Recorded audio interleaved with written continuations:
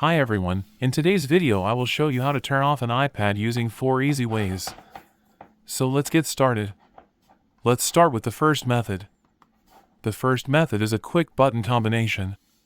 First, press and release the volume up button, then press and release the volume down button, and after that press and hold the power button for about 1 to 2 seconds. The power menu will appear on your screen. From here, just slide to the right to turn off your iPad. Now let's move to the second method.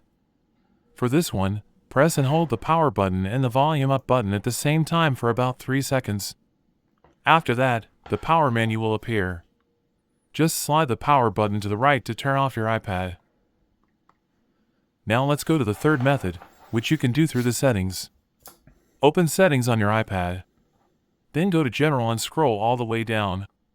At the bottom, tap on Shutdown. Once you tap it, the power menu will appear. Just slide the power off your iPad.